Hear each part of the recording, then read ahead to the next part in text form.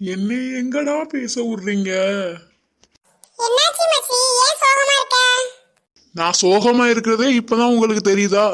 இவ்வளவு நேரம் வளைச்சு வளைச்சு கேள்வி கேட்டீங்களே, அப்பெல்லாம் என்னை பார்க்கலையாடா?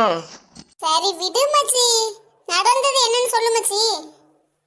சொல்லு மச்சி, நம்ம எல்லாம் ஒண்ணுக்குள்ள ஒண்ணு மண்ணுக்குள்ள மண்ணு. என்னது ஒண்ணுக்குள்ள ஒண்ணு மண்ணுக்குள்ள மண்ணா? எது வாயில வர்றதோ அடிச்சு விட வேண்டியதான். அப்படிதான் பேசிக்கிட்டு இருக்காங்க.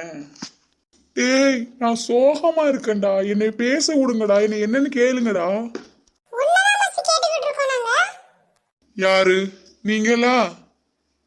அதை விடு மச்சி, நீ சொல்லு மச்சி, நம்மளாம் ஒண்ணுக்குள்ள ஒண்ணு. மறுபடியும் முதல்ல இருந்த அப்பா சாமிங்களை ஆள விடுங்கப்பா, நான் வீட்டுக்கே போயிடுறேன். நீ கோச்சுக்காத மச்சி, நீ சோகமா இருக்கேல, அதான் காமெடி பண்றேங்கிற பேர்ல டென்ஷன் ஆக்கிட்டு இருக்காங்க உன்னை. நீ என்னன்னு சொல்லு மச்சி, என்னாச்சுன்னு? காயத்ரி வேலைக்கே வர்றது இல்ல மச்சி. என்ன மச்சி சொல்ற? ஏன் தங்கச்சி வேலைக்கே வர்றது இல்ல?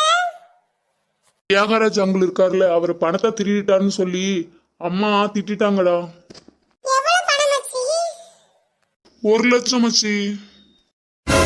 பா, இனி எங்கப்பா வேலைக்கு போக போறீங்க?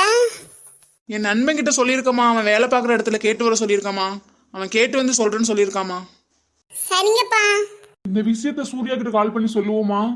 சொன்னதுக்கு அப்புறம் அவன் வந்து பார்த்து அம்மா திரும்பி மயங்கி விழுந்துட்டாங்கன்னா என்ன பண்றது? இல்லைன்னா தியாகராஜ் அவங்களுக்கு போன் பண்ணி சொல்லுவோமா? சொன்னா கண்டிப்பா வருவாரு. சமாதானப்படுத்தி அவரை வேலைக்கு வர வச்சிடலாம். காயத்ரி தான் எனக்கு இல்லைன்னு தெரிஞ்சு போச்சு. அவங்க இந்த வீட்டுல வேலை பார்த்தாவது ஏதோ அவங்க முகத்தை பார்த்தா சந்தோஷம்னாலும் இருக்கும். அங்கிளுக்கே போன் பண்ணுவோம். Hello uncle.